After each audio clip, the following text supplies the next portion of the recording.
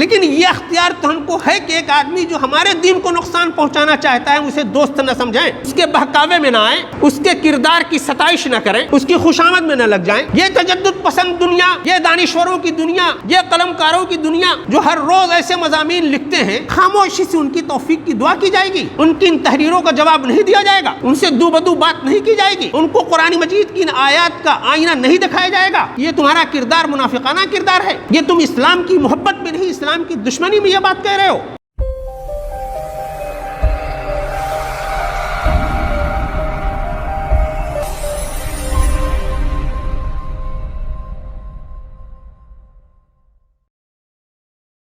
الحمدللہ رب العالمین والصلاة والسلام علی رسولہ الکریم وعلی آلہ واصحابہ اجمعین الی یوم الدین۔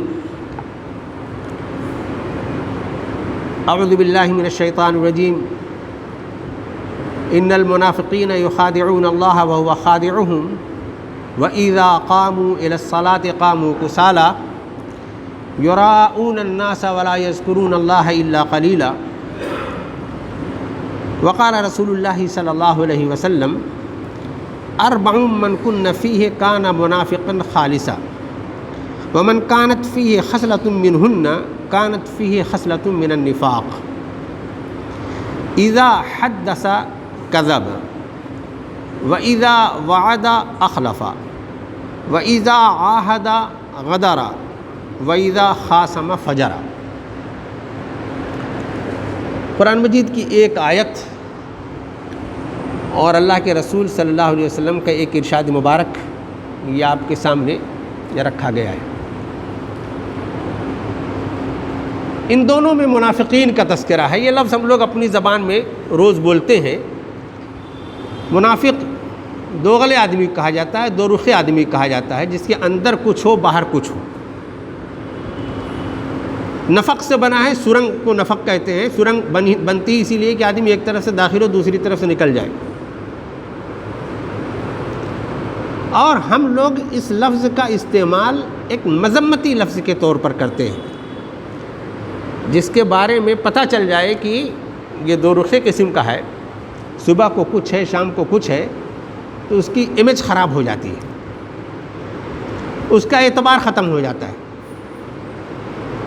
یہ عام طور سے ہم لوگ بھی یہی کرتے اور سمجھتے ہیں، اور ایسے افراد ہر زمانے میں ہر معاشرے میں رہے ہیں۔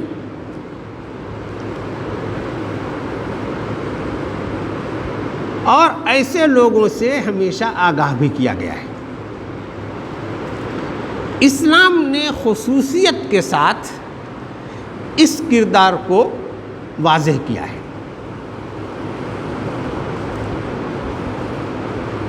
اللہ کے رسول صلی اللہ علیہ وسلم نے مکہ معظمہ میں دعوت شروع کی۔ اس وقت جو لوگ حلقہ اسلام میں داخل ہو رہے تھے وہ صرف ایمان کی محبت اور رسول پاک صلی اللہ علیہ وسلم کی محبت پر نثار تھے۔ ان کے دل میں کسی طرح کا کوئی کھوٹ نہیں تھا، وہ جان ہتھیلی پر رکھ کر کے آتے تھے۔ لیکن اسلام جب مدینہ منورہ پہنچا، اسلام کی شوکت اور سطوت جب ظاہر ہونے لگی، تو بہت سے لوگ اسلام پر ایمان لانے کے بجائے شوکت اسلام پر ایمان لانے لگے۔ حلقہ اسلام میں داخل ہونے کے بعد جو فائدے تھے وہ ان کو نظر آ رہے تھے، ان فائدوں کو حاصل کرنے کے لیے اس میں داخل ہونے لگے۔ اور کئی لوگ جو پہلے سے اسلام کے دشمن تھے، ہر طرح سے اس دین کو ختم کرنا چاہتے تھے، وہ بدنیتی کے ساتھ اس میں داخل ہو گئے کہ اندر سے سبوتاش کریں گے اس دین کو اور اس رسول کی دعوت کو۔ تو گویا مدینہ منورہ میں جب اسلام پہنچا، اس کا نظام آیا، اس کی دعوت شروع ہوئی، تو اب اس وقت ایک طرف اسے خارجی طور پر کفار اور مشرکین یہود و نصارہ سے مقابلہ تھا، اور دوسری طرف اندر سے منافقین کا مقابلہ تھا۔ اس لیے قرآن مجید نے خاص طور سے اس کردار کو بہت ایڈریس کیا ہے. اللہ کے رسول صلی اللہ علیہ وسلم کو مسلمانوں کو مخاطب کر کے بار بار یہ کہا ہے کہ تمہارے اندر بھی کیسے لوگ تھے. تمہیں ایک اور جو بڑا خطرہ لاحق ہے تم کو، تمہاری دعوت کو، تمہاری تحریک کو، وہ تمہارے اندر ہیں. وہ لوگ تمہارے جیسا کپڑا پہنتے ہیں، تمہاری مسجدوں میں نماز پڑھتے ہیں، تمہارے ساتھ اٹھتے بیٹھتے ہیں. ان سے آگاہ رہو. اور وہ دراصل تمہارے درمیان آئے ہیں کہ وہ اندر رہ کر کے اللہ اور اس کے رسول کو دھوکہ دیں گے. ان المنافقین یخادعون اللہ. منافقین یہ اللہ کو دھوکہ دے رہے ہیں. وہو خادعہم، وہ اللہ کو نہیں اپنے آپ کو دھوکہ دے رہے ہیں. یہ منافقین تمہارے درمیان جب آئیں گے، اذا جاءک المنافقون قالوا نشہد انک لرسول اللہ واللہ یعلم انک لرسولہ واللہ یشہد ان المنافقین لکاذبون. یہ منافقین جب تمہارے درمیان تمہاری محفل میں آتے ہیں تو قسمیں کھا کھا کے کہتے ہیں کہ بلا شبہ آپ اللہ کے رسول. اللہ جانتا ہے کہ یہ جھوٹ بول رہے ہیں. اللہ یہ تو جانتا ہے کہ بلا شبہ آپ ہی رسول ہیں، لیکن اللہ گواہی دیتا ہے کہ یہ جھوٹے ہیں اور دھوکہ دینا چاہ رہے ہیں. یہ آپ کے درمیان ہوتے ہیں، اٹھتے بیٹھتے ہیں تو کہتے ہیں قالوا انا نحن مصلحون. ہم اصلاح کرنے والے لوگ ہیں، اصلاح کے مشن پر چلنے والے لوگ ہیں، اصلاحی مشن کو آگے بڑھانے والے لوگ ہیں. اللہ تعالیٰ یہ کہتا ہے کہ الا انہم هم المفسدون ولکن لا یشعرون.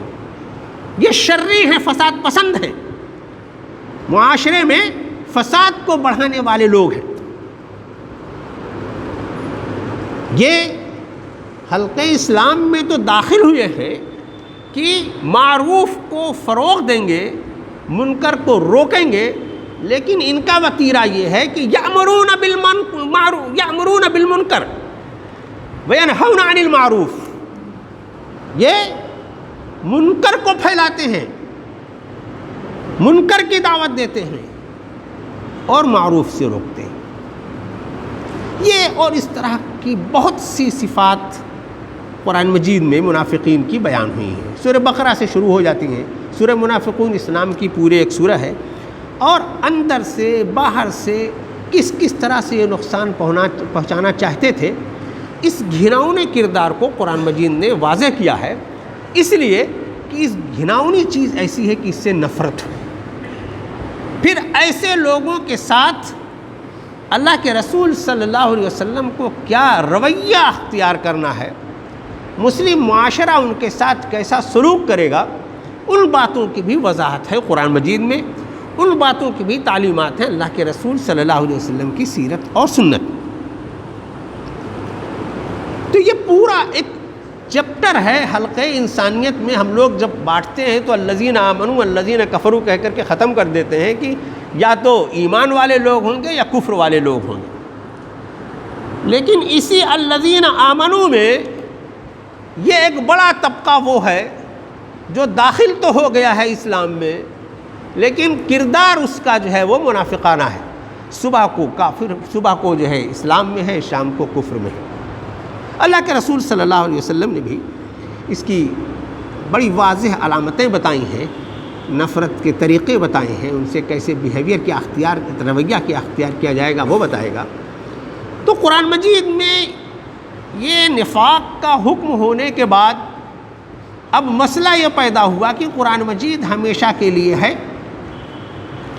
قرآن مجید میں یہ کردار ہمیشہ کے لیے ریکارڈ پر ہے، تو ہمیشہ گویا یہ اعتقادی اور عملی دونوں طرح کے منافقین پائے جاتے رہیں گے. یہ منافقین جو ہیں ان کی بہت سی قسمیں کی گئی ہیں. دو موٹی موٹی بڑی بڑی قسمیں. ایک عقیدے کا، یعنی وہ صرف ظاہراً مسلمان ہوئے، اندر سے ہوئے ہی نہیں، کلمہ ہی انہوں نے پڑھا دھوکہ دینے کے لیے.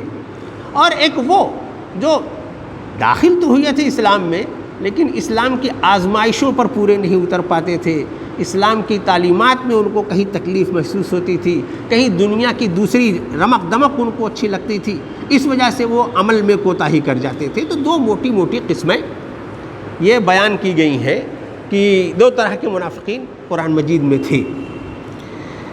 قرآن مجید میں جو دو طرح کے منافقین تھے، قرآن مجید میں جو دو طرح کا کردار ہمیشہ کے لیے باقی رکھا گیا ہے، تو اب اس کے بعد سوال یہ پیدا ہوتا ہے کہ یہ قرآن مجید جب ہمیشہ کے لیے ہے تو کیا یہ منافقانہ کردار اور ان کی پہچان بھی یہ ہمیشہ کے لیے ہے؟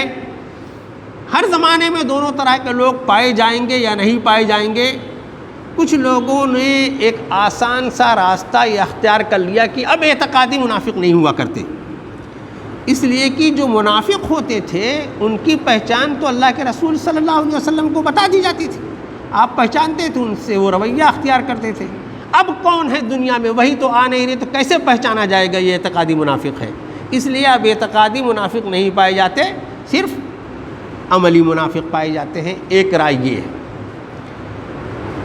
دوسری رائے یہ ہے کہ دونوں طرح کے پائے جاتے ہیں، البتہ ہماری معلومات، ہمارے اختیارات بہت کم ہیں، اس لیے ہم پتہ نہیں لگا سکتے کہ یہ اعتقادی منافق بھی اس وقت ہیں یا نہیں، البتہ عملی منافق جو ہیں وہ پائے جاتے ہیں۔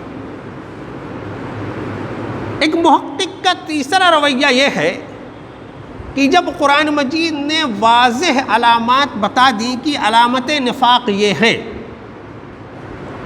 تو وہ چیز جس میں پائی جائے گی اس کے لیے وہ رویہ اختیار کیا جائے گا۔ وہ کھلی آنکھوں سے اگر کوئی آدمی دیکھ سکتا ہے کہ اس کا یہ کردار منافقانہ ہے تو اس کو منافق مان کر کے اور اس کے اس شر سے بچنے میں کیا حرج ہے؟ مثلا بے شمار مسلمانوں میں ایسے تجدد پسند لوگ ہیں جو اسلام کو، اسلامی تعلیمات کو، اسلامی اقدار کو گھٹیا سمجھتے ہیں، مذاق بناتے ہیں، اپنے آپ کو دانشور کہتے ہیں، ان کو نماز روزہ سب بالکل فالتو چیز لگتی ہے، وہ بڑے روشن خیال لوگ ہیں۔ کیا سمجھنا چاہیے ان کو؟ اس آدمی نے نہیں قرآن کو سمجھا، نہیں عقیدے کو سمجھا، نہیں دین اور ایمان کی اہمیت کو سمجھا، وہ اپنی الگ دنیا میں مگن ہے اور اس دین اور اسلام کو اور نقصان پہنچانا چاہتا ہے۔ مان لیجئے کہ کہیں فسطائی حکومت ہو، حکومت کا نظریہ یہ ہو کہ ہم ایک قوم کو، ایک دین کو نقصان پہنچائیں گے، اس کے کارندے، اس کے وزراء جو ان کے سپورٹ میں ان کے شانہ بشانہ کھڑے ہوں، وہ مومن کہلائیں گے۔ انہی میں سے ایک آدمی کھڑا ہو جائے کہ یہ قرآن ڈپلیکیٹ ہے، اصلی قرآن یہ ہے، اب میں لا رہا ہوں، وہ مومن کہلائے گا۔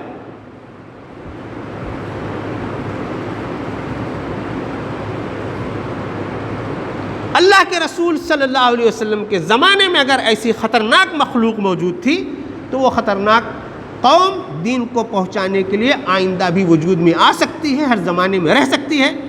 اور جس زمانے میں ہم سانس لے رہے ہیں یہ تو فساد سے بھرا زمانہ ہے، مفادات سے بھرا زمانہ ہے۔ لوگوں نے ہمارے دین کو، ہمارے قرآن کو، ہمارے پیارے رسول صلی اللہ علیہ وسلم کی سنت کو بہت مظلوم، بہت مقہور، بہت ناقابل توجہ بنا دیا ہے۔ تو ایسے لوگوں کے لیے تو بہت کشش ہے اس میں۔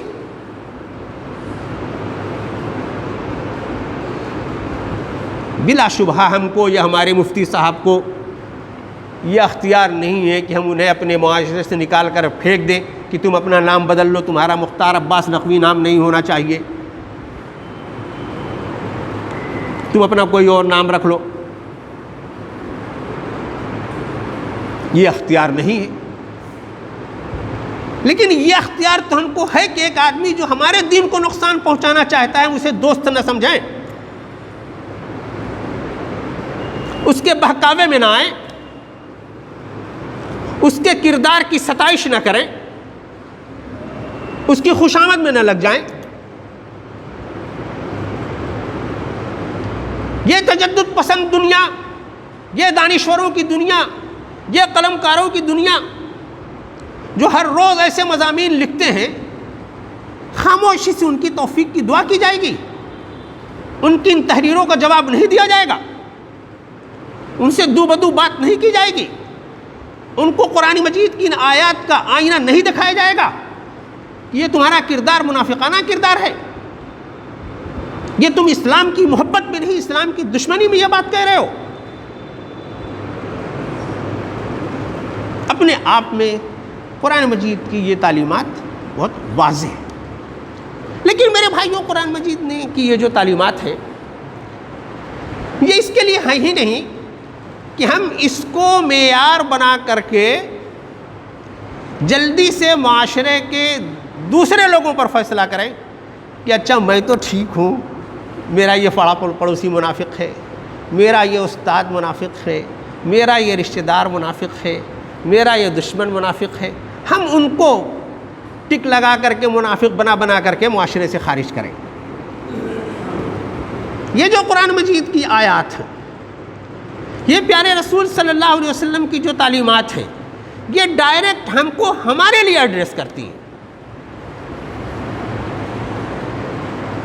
ان صفات کو ہمارے لیے آئینہ بنایا گیا ہے کہ ہم اپنے اندر جھانک کر کے دیکھیں کہ خدا نخواستہ ان صفات میں سے کوئی صفت کہیں ہمارے اندر تو نہیں ہے۔ نفاق سے بچانا دوسرے کو ایک دوسرا عمل ہے، نفاق سے بچنا یہ پہلی تعلیم ہے ہمارے دین کی۔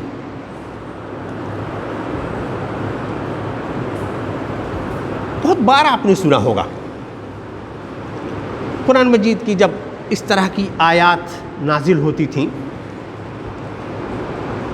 جس میں نفاق کا تذکرہ ہوتا تھا، صحابہ کرام لرز اٹھتے تھے، کانپ اٹھتے تھے، اس آئینے میں وہ اپنے آپ کو دیکھتے تھے۔ وہ نافقہ حنظلہ والی جو روایت ہے بہت بار ہم نے سنی ہوگی کہ حضرت حنظلہ رضی اللہ تعالیٰ عنہ حضرت ابوبکر صدیق رضی اللہ تعالیٰ عنہ کے پاس گئے اور یہ کہا کہ ہم لوگ جب رسول پاک صلی اللہ علیہ وسلم کی محفل میں ہوتے ہیں تو ہماری الگ کیفیت ہوتی ہے، اور جب ہم الگ ہو جاتے ہیں تو ہمارے اندر وہ ایمانی حمیت اور حرارت باقی نہیں رہتی، لگتا ہے کہ نفاق آ گیا ہے ہمارے اندر۔ حضرت ابوبکر صدیق رضی اللہ تعالیٰ عنہ کہتے ہیں کہ یار یہ ایسا تو میں بھی محسوس کرتا ہوں۔ تو ان دونوں نے یہ طے کیا کہ چلو اللہ کے رسول صلی اللہ علیہ وسلم سے اپنی اس کیفیت کا اظہار کرتے ہیں۔ حضرت حنظلہ رضی اللہ تعالیٰ عنہ حضور کے دربار میں حاضر ہوتے ہیں، جیسے ہی مواجہہ ہوتا ہے تو آپ کی زبان سے نکلتا ہے نافقہ حنظلہ، نافقہ حنظلہ، حنظلہ منافق ہو گئے یا رسول اللہ۔ اللہ کے رسول صلی اللہ علیہ وسلم نے ان کے چہرے کو دیکھا، ان کی بے چینی کو دیکھا، ان کی کیفیت کو محسوس کیا، بیٹھایا اور سمجھایا کہ نہیں یہ تو ایک فطری بات ہے، اس محفل میں ہو کر کے تمہاری جو کیفیت ہوگی اس کے باہر یہ کیفیت نہیں ہو سکتی، تمہارا ایمان درست ہے، ایسی کوئی بات نہیں۔ حضرت ابن ابی ملیکہ رضی اللہ عنہ سے روایت ہے کہ وہ کہتے ہیں کہ میں ایسے کم سے کم 30 صحابہ کرام کو جانتا ہوں جو ہر دم اس بات کے لیے اندیشہ ناک رہتے تھے کہ کہیں میں منافق تو نہیں ہو گیا، مجھ سے یہ کوتاہی ہو گئی، مجھ سے یہ غلطی سرزد ہو گئی، کہیں میں منافق تو نہیں ہو گیا۔ حضرت عمر رضی اللہ تعالیٰ عنہ کے بارے میں ہم لوگوں نے بہت بار سنا، ایک طرف آپ کا وہ عظیم الشان کردار ہے، ایمانی حمیت کا، حرارت کا، قیادت کا، قربانی کا، دوسری طرف آپ یہ فرماتے ہیں کہ اگر برابر سرابر کبھی معاملہ ہو جائے تو میں اللہ کا شکر ادا کروں گا۔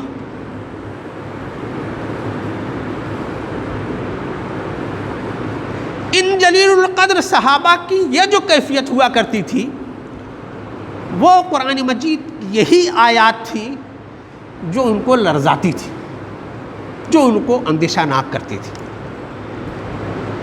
ان صفات کے ساتھ کئی مرتبہ اللہ کے رسول صلی اللہ علیہ وسلم نے اپنے لوگوں کو ایڈریس کیا جو ان کے سامنے مخاطب تھے، اور آپ کی تعلیمات ہمیشہ اس طرح کی عموم میں ہوا کرتی تھی کہ رہتی دنیا تک وہ کام آئے۔ جو حدیث پاک میں نے ابھی آپ کے سامنے پڑھی کہ اللہ کے رسول صلی اللہ علیہ وسلم نے فرمایا کہ 4 صفات ایسی ہیں اگر یہ کسی کے اندر پائی گئیں تو کانا منافقاً خالصہ، وہ پکا منافق ہے۔ پھر یہ فرمایا کہ اگر پوری 4 نہیں پائی گئیں، ان میں سے اگر ایک پائی گئی تو گویا وہ 25% منافق، 1 گنا منافق، 2 پائی گئی تو 3 پائی گئی، 4 پائی گئی تو ایسے۔ اور وہ باتیں کیا ہیں؟ ارشاد کیا فرمایا آپ نے؟ 4 بہت عام سی باتیں ہیں جو ہر انسان جس کا روز اس سے سابقہ ہوتا ہے، کوئی انسان اس سے الگ نہیں ہے۔ اذا حدث کذب، زبان ہے تو بولے گا، اور بولتا ہے تو جھوٹ بولتا ہے۔ جھوٹ بولنا میرے بھائیوں، اللہ کے رسول صلی اللہ علیہ وسلم نے یہ فرمایا کہ یہ علامت نفاق ہے، یہ منافق کا کام ہے، مومن کا کام نہیں ہے۔ بہت بار ہم لوگوں نے جھوٹ کی شناعت پر تقریریں سنی ہوں گی، لیکن کہیں جانے کی ضرورت نہیں ہے، صرف اپنی صبح و شام میں جھانکنے کی ضرورت ہے کہ کیا ہماری زبان سے جھوٹ نہیں نکلتا۔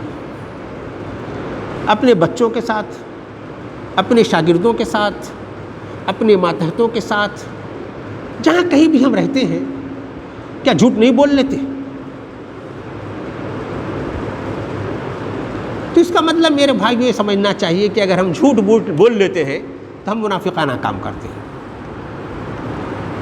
اللہ کے رسول صلی اللہ علیہ وسلم نے فرمایا کہ اذا وعد اخلف، وعدہ کرتا ہے تو وعدہ خلافی کرتا ہے۔ ہمارے یہاں وعدہ کروایا جاتا ہے اسی لیے کہ کہہ دو کہ انشاءاللہ آئیں گے، تاکہ وہ وعدہ خلافی کرے۔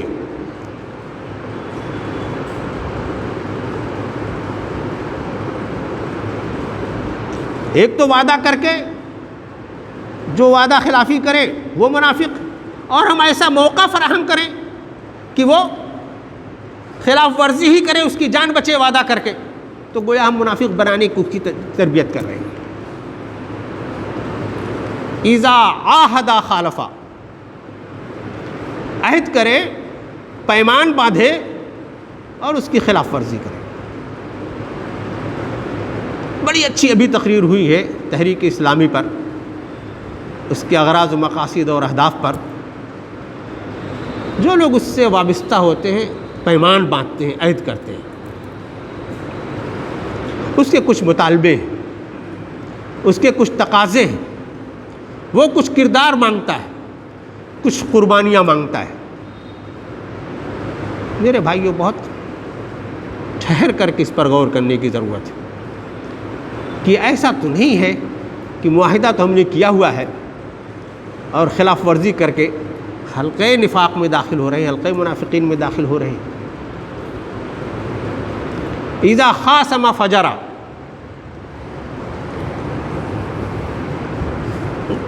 نزاع ہو گیا، کچھ بات چیت ہو گئی، فوراً گالم گلوچ پر اتر آئے، یہ بھی منافقین کی علامت ہے۔ احادیث میں دوسری اور علامات بھی ہیں، وَإِذَا اؤْتُمِنَ خَانَ، امانت کوئی دی گئی اس میں خیانت کی۔ قرآن مجید نے اور بہت واضح لفظوں میں اس کردار کو بیان کیا ہے، اور آج کا یہ جو موضوع یہاں رکھا گیا ہے اسی بات کے لیے کہ یہ آئینہ ہے، بولنے والا خود، سننے والے سب لوگ اس کو آئینہ سمجھ کر کے اس کی روشنی میں اپنی تصویر دیکھیں کہ کتنا داغ ہے ہمارے دامن پر۔ میں نے جو پہلی آیت پڑھی، ان المنافقین یخادعون اللہ وہو خادعهم، اس کا دوسرا جز ہے وَإِذَا قَامُوا إِلَى الصَّلَاةِ قَامُوا كُسَالَىٰ يُرَاءُونَ النَّاسَ وَلَا يَذْكُرُونَ اللَّهَ إِلَّا قَلِيلًا۔ یہ قرآن مجید تو رسول پاک صلی اللہ علیہ وسلم پر نازل ہو رہا ہے، مدنی معاشرہ ہے، وہاں تو سب کو نماز پڑھنا ہے، کسی لیے چھوٹ نہیں، سب کو آنا ہے، مسجد میں آنا ہے، نابینا کو بھی مسجد میں آنا ہے۔ بہت کم حالات میں وہ عذر مسموع ہے کہ گھر پر نماز پڑھ سکتے ہیں، تو آتے تو ہیں لیکن بڑی کسل مندی کے ساتھ آتے ہیں۔ منافق کی پہچان کیا ہے؟ وَإِذَا قَامُوا إِلَى الصَّلَاةِ قَامُوا كُسَالَىٰ، بہت کسل مندی کے ساتھ۔ ہم لوگ جائزہ لے سکتے ہیں، ہم خود بھی اپنا اور پورے معاشرے کا، کہ ہماری نمازوں کا کیا حال ہے، کتنے ذوق و شوق سے پڑھتے ہیں، کتنی خشوع و خضوع سے پڑھتے ہیں، کتنی آمادگی کے ساتھ پڑھتے ہیں۔ صرف اسی ایک حدیث کے پیمانے پر مسلم معاشرے کو ناپ دیا جائے تو پورا معاشرہ منافق ٹھہرے گا۔ کتنے لوگ فجر کی نماز پڑھتے ہیں؟ کیا پرسنٹ لوگ پڑھتے ہیں؟ اللہ کے رسول صلی اللہ علیہ وسلم نے علامت نفاق میں یہ بات بھی بتائی کہ خاص طور سے وہ فجر اور عشاء میں کوتاہی کرتا ہے۔ فجر اور عشاء پر ٹھہر کر کے ہم لوگ جو باقاعدہ تحریک سے وابستہ ہیں اپنی نمازوں کا جائزہ لے سکتے ہیں، اپنی ڈائری چیک کر سکتے ہیں کہ ہم کتنی بڑی تعداد میں پہنچ رہے ہیں، کتنی آمادگی کے ساتھ پہنچ رہے ہیں۔ یہ جو علامات نفاق ہیں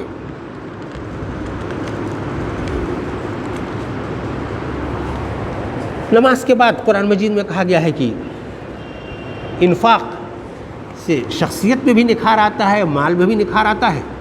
اور منافقین کی پہچان یہ ہے کہ یقولون لا تنفقوا علی من عند رسول اللہ حتی ینفضوا، خرچہ مت کرنا۔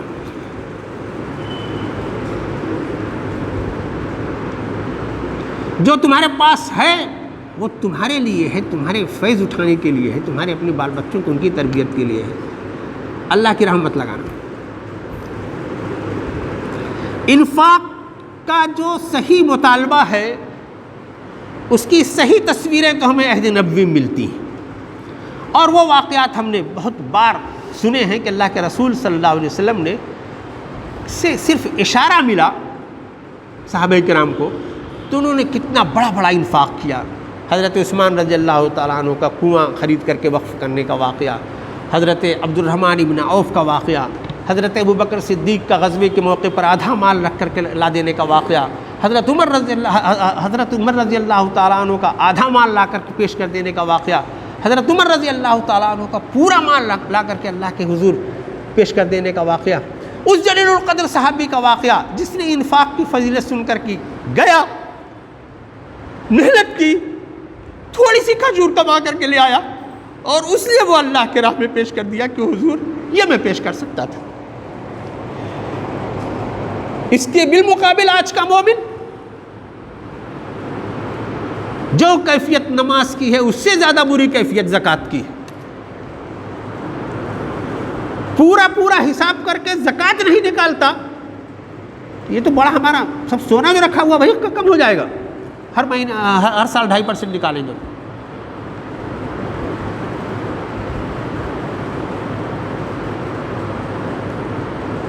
علامات نفاق میں بتایا گیا منافقین کی پہچان یہ ہے کہ وہ بے حیائی کو پسند کرتے ہیں۔ ان کے معاشرے میں بے حیائی کو فروغ ہوتا ہے۔ بے حیائی تو سر چڑھ کر بول رہی ہے، ہمارے گھروں میں بھی بے حیائی داخل ہے۔ بے حیائی کا جو سامان ہمارے گھروں میں تو ہے ہی، ہم اپنی بیٹیوں، اپنی بیویوں، اپنے گھر کے لوگوں کو پردہ نہیں کروا پا رہے ہیں۔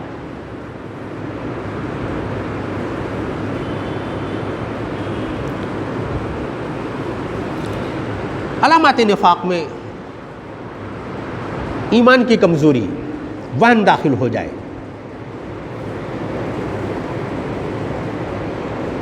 علامات نفاق میں یقولون ما لا تفعلون، تقریریں ہی تقریریں، عمل نہیں ہے، کردار نہیں ہے۔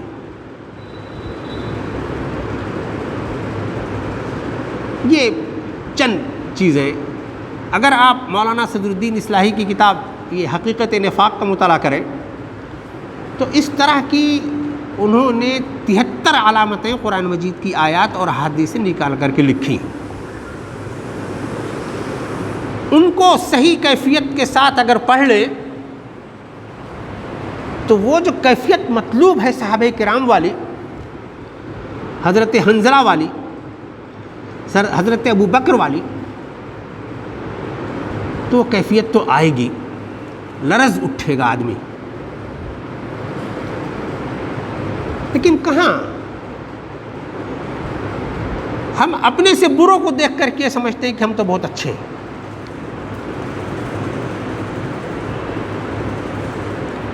تو میرے بھائیوں، جہاں منافقین کے بارے میں اتنی برائیاں ان کی بتائی گئیں، تو ایک بات اور سن لیجئے کہ ان کا رتبہ بھی بتایا گیا کہ کیا ہے. ان المنافقین فی الدرک الاسفل من النار ولن تجد لهم نصیرا. جہنم کا جو سب سے گہرا حصہ ہوگا وہ وہاں پہنچائے جائیں گے. کافر سے بھی بدتر کردار ہے منافق کا. اللہ کا فضل ہے، ہم لوگ یہ کہہ سکتے ہیں کہ ہم لوگ ایمان والے لوگ ہیں، ہمارے ایمان میں کوئی کھوٹ نہیں ہے، ہم اعتقادی منافق نہیں ہیں. لیکن باقی جو علامات بتائی گئی ہیں قرآن اور حدیث میں، ان میں تو بہت سی چیزیں ہمارے اوپر چسپاں ہو رہی میرے بھائی.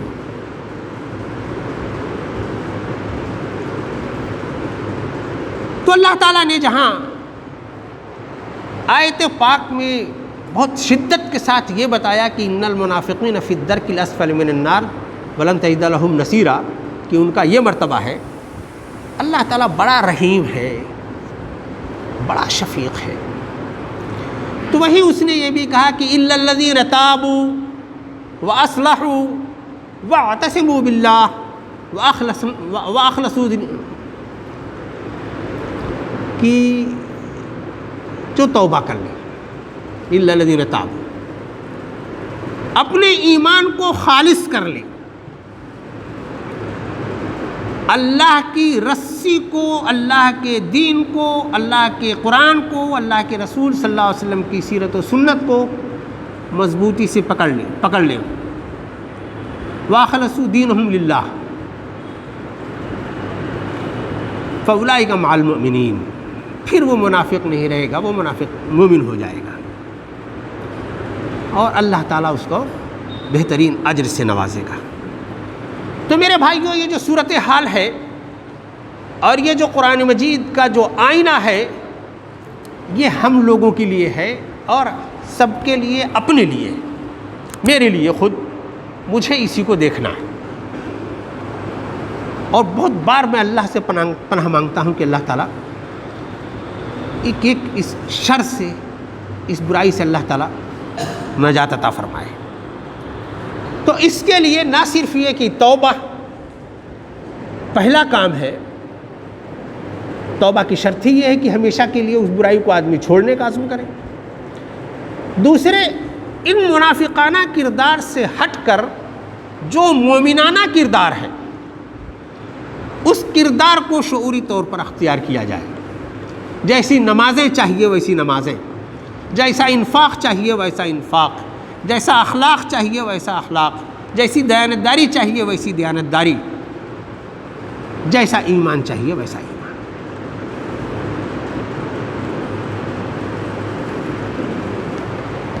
معاشرہ انسانی معاشرہ ہے،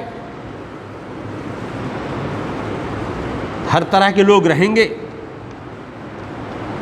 اللہ تعالیٰ نے دو کردار کے لیے دو انجام بنایا ہے، جہنم اور جنت کا. وہ دونوں بھرے گا. تو جن لوگوں کو اسی کردار پر اطمینان ہے، وہی بنے رہنا چاہتے ہیں، تو وہ ہمارے محبوب نہیں ہونے چاہیے. وہ قابل نفرت لوگ ہیں، ان کے کردار سے ہم کو نفرت ہونی چاہیے، ان سے دوری ہونی چاہیے. وہ ہمارے رہبر نہیں ہو سکتے، وہ ہمارے قائد نہیں ہو سکتے، وہ ہمارے مشیر نہیں ہو سکتے، وہ ہمارے محسن نہیں ہو سکتے.